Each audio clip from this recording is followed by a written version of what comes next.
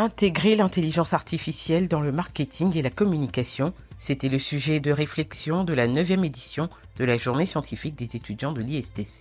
Le village de Djapadji a accueilli le lancement du projet de paiement des réductions d'émissions pour préserver le parc national de Taï. Et des jeunes Ivoiriens victimes d'escroqueries ont été rapatriés du Nigeria.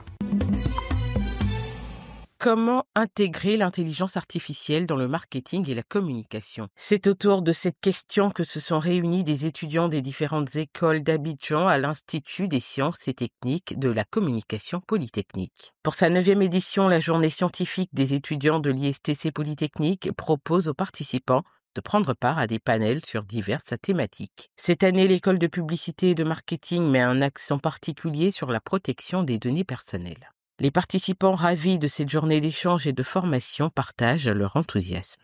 Dans le processus de la vie de la donnée, il y a la collecte, il y a le traitement, il y a la diffusion. Donc, au niveau de la collecte, c'est eux qui sont responsables des données. Je veux dire, les utilisateurs. Donc, c'est eux qui décident de quelles données ils mettent en ligne, quelles données ils partagent, ainsi de suite. Mais, en arrière, quand il arrive le traitement, les États, les organismes, les organisations vont édicter un ensemble de lois qui vont faire que, même si eux-mêmes ils ont donné ces données-là, il ne faudrait pas que ces données-là puissent être utilisées à leur défaveur. En résumé, je peux dire, nous avons appris l'importance de l'IA, les côtés positifs et négatifs. En gros, il faut utiliser ça à bon escient. Il ne faut pas abuser de la technologie, en fait. Événement annuel à la journée scientifique des étudiants de l'ISTC Polytechnique facilite le partage d'expériences entre professionnels et étudiants, enrichissant ainsi leurs connaissances et compétences pour une meilleure insertion professionnelle.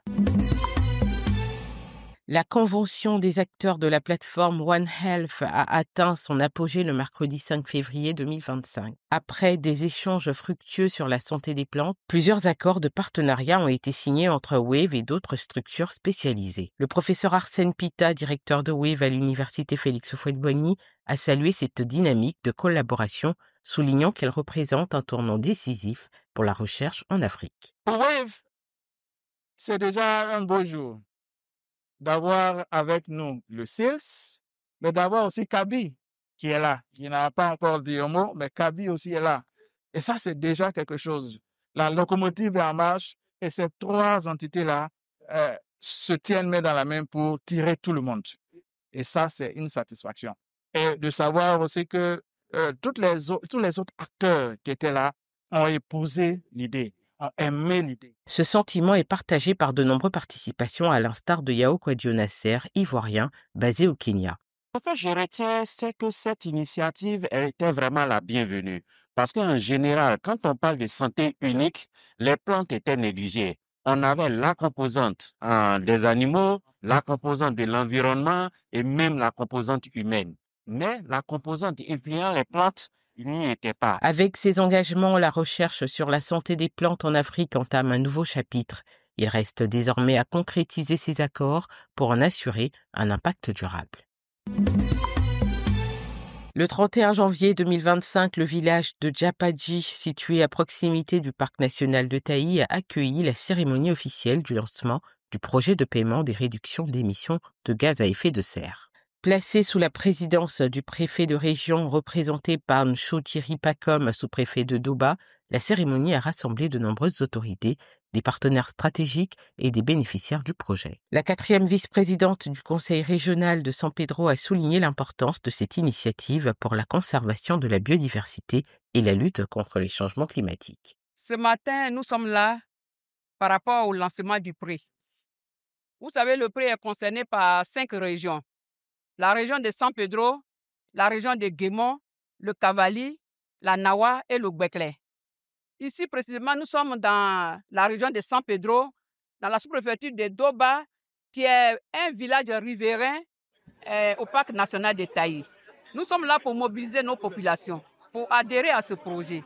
Le sous-préfet de Doba a salué l'adhésion des populations locales et a insisté sur la nécessité d'une mobilisation active pour garantir le succès du projet qui a pour objectif de préserver le parc national de Taï, classé au patrimoine mondial de l'UNESCO.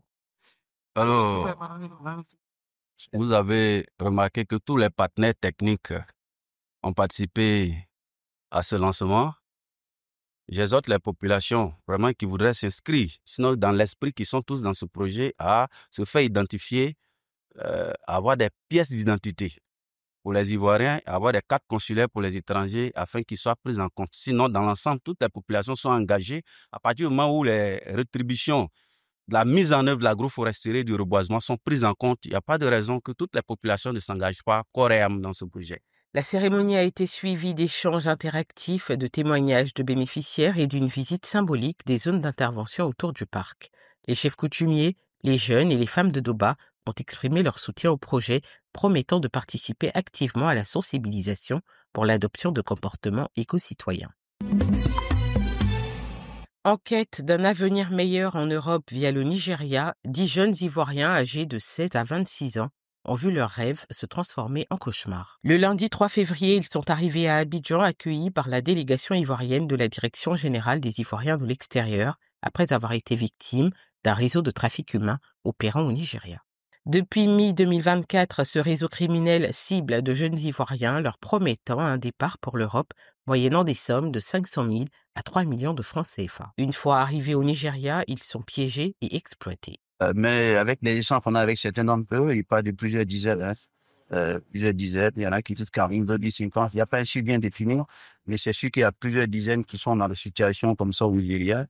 On ne peut pas expliquer davantage le circuit parce qu'on a l'information qu'après, le piège en fait. Ils étaient dans le même centre, ils ont vécu ensemble dans le même centre. Il y a la relais qui a été donnée par certains d'entre eux. Je crois qu'il y a un qui a pu s'échapper et qui a dû retrouver les humains de l'ambassade. C'est lui justement qui a permis qu'on dénonce. Il y a eu cette situation, c'est quand il a pu s'échapper. D'autres l'ont suivi également. Face à l'ampleur du phénomène, les autorités ivoiriennes appellent à la vigilance et intensifient leurs efforts pour identifier et démanteler ces réseaux criminels. Les jeunes rapatriés bénéficieront d'un programme de réinsertion sociale et économique pour les aider à reconstruire leur avenir en Côte d'Ivoire. Ainsi s'achève cette édition. Merci de l'avoir suivi.